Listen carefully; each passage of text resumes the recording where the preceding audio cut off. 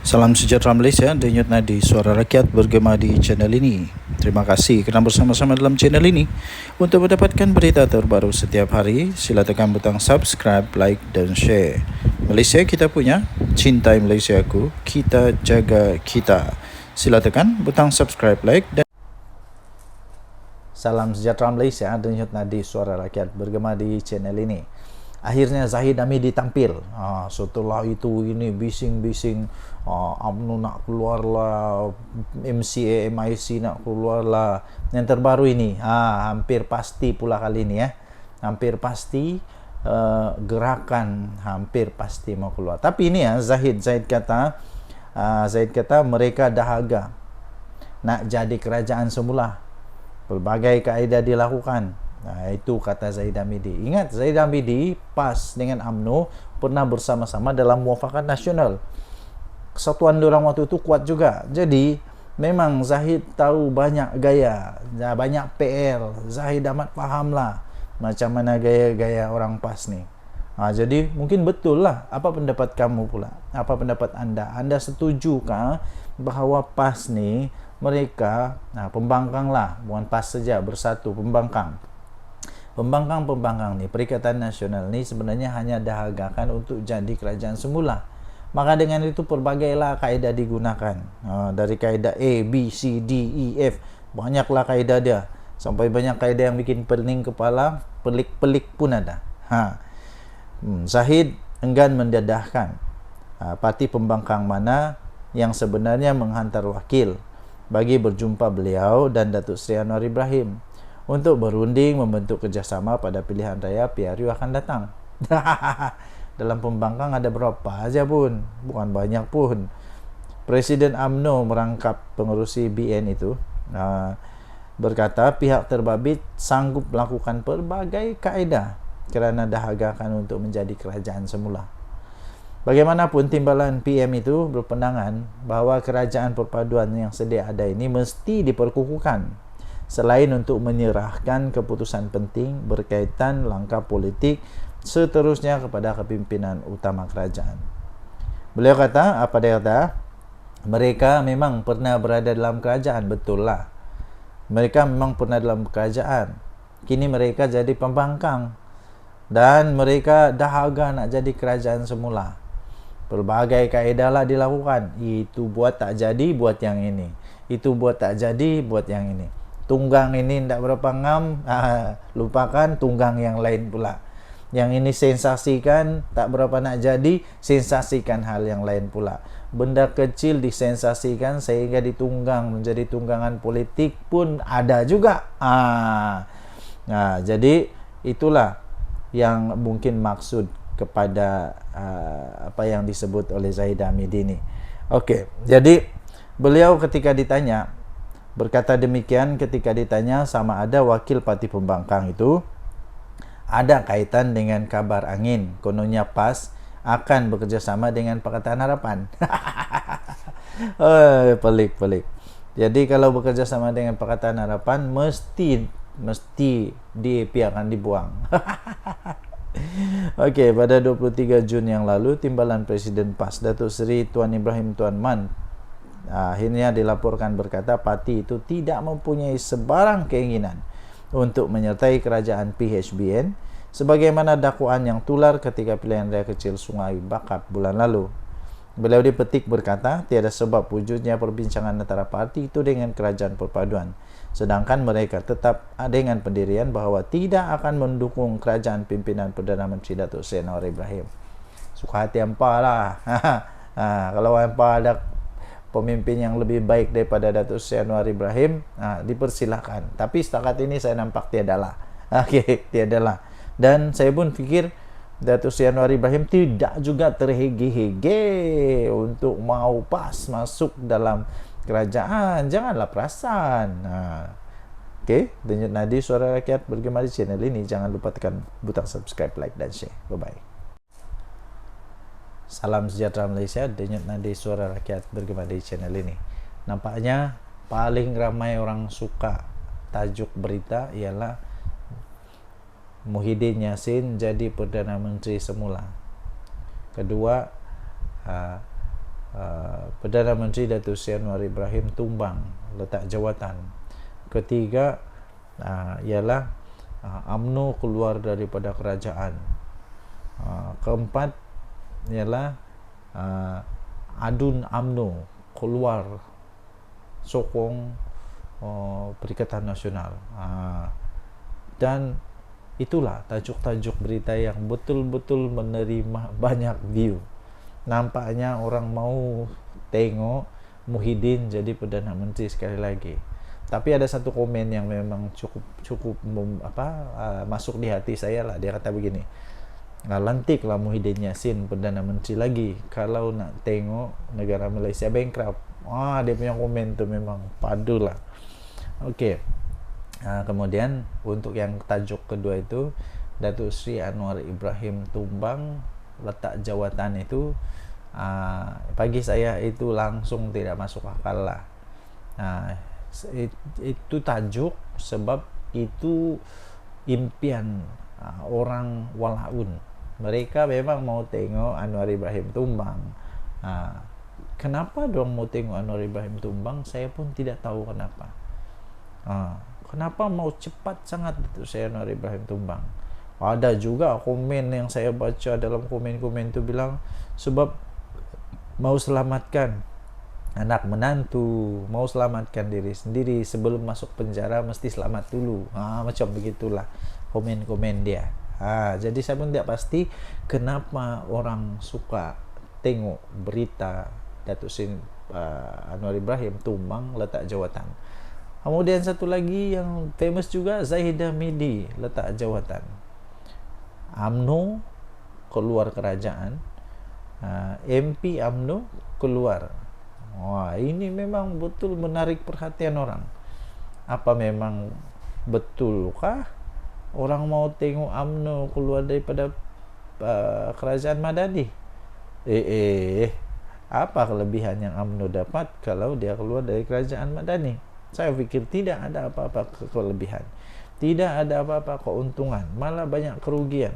UMNO bukan kuat macam dulu lagi. Sekarang ini UMNO perlu bersyukur dia berada dalam kerajaan, walaupun dia gagal dengan teruk pada pilihan yang lalu. Dia menjadi pilihan raya yang paling teruk dalam sejarah UMNO. Tapi dia tetap juga berada dalam kerajaan. Ini patut disyukuri oleh UMNO. Jadi untuk mau tengok UMNO keluar dari kerajaan ini saya rasa tidak masuk akal lah. Masuk akal okey lah, dipersilakan, tidak masalah. Tapi untuk kerajaan ini tumbang memang betul-betul pelik. Tidak akan tumbang lah. Paling saya heran ramai orang tidak pandai mengira. Pelik juga. Dengan PRK 1 menang, ADUN pula tu, Dewan Undangan Negeri pula tu, dia kata boleh rampas kerajaan Putrajaya. Pelik bin ajaib. Macam mana tu ADUN menang, Dewan Undangan Negeri menang, Parlimen tumbang pula. Tak ada kena-mengena. Lepas tu apa lagi? Kalau UMNO keluar pun, Datuk Seri Anwar Ibrahim tidak akan tumbang juga. Tidak. Okey, jadi itulah antara. Salam sejahtera Malaysia, Denyut Nadi Suara Rakyat bergema di channel ini. Tuan-tuan dan puan yang dihormati sekalian, banyak berita-berita terkini yang menggemparkan dunia, termasuk di Malaysia pada hari ini. Betul-betul tidak disangka akan berlaku banyak sekali berita yang menarik untuk dikongsikan pada hari ini. Okey, pertama sekali kita nak kongsi tentang satu perkara pendedahan terbaru yang sepatutnya Hadi Awang dan semua kerajaan PAS dapat menjelaskan dengan baik. Ini dia. Jelaskan ini. Kerajaan Negeri Kelantan patut untuk jelaskan ini. Daripada Harapan Daily, 27 Julai. Tanah untuk Datuk K. Kerajaan Kelantan perlu untuk memberi penjelasan. Kerajaan Kelantan perlu untuk memberi penjelasan berhubung satu maklumat berkaitan lot tanah di daerah Kuala Krai di Kelantan yang didakwa telah diserahkan kepada seorang tauke Cina. Senarai lot tanah yang berkenaan dimuat naik telah dimuat naik oleh seorang aktivis yang dikenali sebagai Wan Muhsin di laman sosialnya. Lepas tu dia kata apa? Dalam komen itu dia kata, tahniah Datuk K pula, Datuk Tay Kian Chuan. Nama Datuk tu Datuk Tay Kian Chuan. Kurniaan tanah pajakan 62.2582 ekar selama 99 tahun. Mana kata pajakan ini sampailah tahun 2123. 99 tahun. Demikian caption pendek yang tertera pada video tersebut. Menurut perkongsian daripada beliau, iaitu Wan Muhsin ini, dia kata terdapat 9 lot tanah di Kulakrai dengan keluasan 62 ekar yang dikatakan mempunyai kaitan dengan Datuk T seperti surat yang tertera itu. Pada tahun lepas, aktivis itu juga pernah mendedahkan beberapa surat mendakwa kerajaan Kelantan telah memajakkan tanah lebih 99 tahun kepada bukan Melayu. Dalam satu hantaran di Facebooknya pada tahun yang lalu, beliau turut mendakwa bahawa rakyat Kelantan bersusah payah untuk mendapatkan tanah. Untuk nak dapat sebidang tanah pun susah. Tetapi begitu mudah pula kerajaan tiba-tiba membuat pajakan pula 99 tahun kepada Datuk T. Jadi ini perlu dijelaskan oleh mereka yang berkenaan.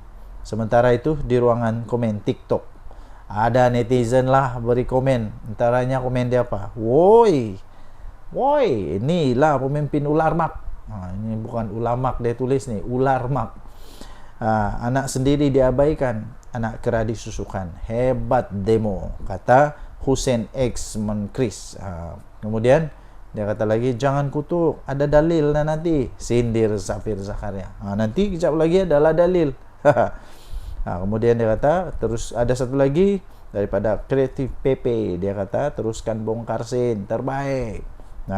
Okey. Jadi ini patut dijelaskan oleh pemimpin PAS. Nanti keluar dalil pula. Inilah dia orang buat boleh, orang lain dah buat tak boleh. Okey, tinggalkan komen anda. Kita jumpa lagi. Bye-bye. Salam sejahtera Malaysia. Denyut nadi suara rakyat bergema di channel ini. Harapan seluruh rakyat Malaysia masih lagi sama sampai sekarang, iaitu kita mau supaya Jolo dapat ditangkap. Jolo dapat ditangkap, dibawa balik ke Malaysia supaya dia dapat pengadilan seadil-adilnya. Kalau dia salah, salahlah. Kalau dia betul-betul lah. Jadi saya harap dengan lebih kurang 30 juta rakyat Malaysia ini, kita berharap semoga Jolo dapat ditangkap, dapat dibawa balik. Walaupun sudah lama usaha, tapi saya percaya polis di Raja Malaysia masih lagi berusaha untuk mencari di mana Jo Jambul. Jolo ni lah. Sekarang ada berita terbaru untuk Jolo, tahu. Saya ingin kongsikan, Jolo diarahkan lucut hak berlian sempurna. Hakim mendapati 3 berlian itu dibeli menggunakan dana 1MDB yang diseleweng. Lu tak hijau yang didakwa dalang menyeleweng dana 1MDB diperintah melucut hak berlian sempurna dibeli untuk ibunya daripada pembuat barang kemas yang mereka bentuk perhiasan selebriti seperti Beyonce dan Adele. Hakim Mahkamah Persekutuan di Los Angeles pada Isnin telah pun mengeluarkan perintah memerintahkan ahli perniagaan yang dalam buruan sekarang ini, yang memang famous lah, dikenali seluruh dunia, lebih dikenali sebagai Jolo ni, untuk menyerahkan tuntutan terhadap cincin berlian 7.35 karat serta subang berlian sepadan yang kedua-duanya melebihi 3 karat. Hakim mendapati ianya telah dibeli. Berlian ini telah dibeli dengan menggunakan dana berbilion dolar yang diseleweng daripada 1MDB. Cincin berkenaan sekarang ini dinilai sekitar US dollar 1.17 juta, dan subang itu pula dianggarkan bernilai US dollar 628,000. Hoyo, ini cincin harganya lebih kurang 5 juta ringgit. Gila ke apa. Subang itu pula 628,000 US dollar. Lebih kurang berapa? 3 juta lebih nih. 3 berlian tersebut direka bentuk oleh mereka berprestis berpengalaman di New York, Lawrence Schwartz, yang menurut pendakwa Amerika Serikat turut membuat rantai leher berjumlah USD 23 juta bertata berlian merah jambu untuk dijadikan pemberat kertas dan secara pribadi dihantar kepada Rosma Mansur, istri bekas Perdana Menteri Najib Razak, menurut testimoni Mahkamah Amerika Serikat. Wih, hebatnya Rosma Mansur ni memang hebat lah. Kalau betul ini pemberat kertas 23 juta. Kayaknya Hakim Daerah AS Del Fisher di Los Angeles menyifatkan berlian dijadikan hadiah daripada Low kepada ibunya Evelyn adalah permata hasil jenayah diseleweng menerusi penipuan 1MDB.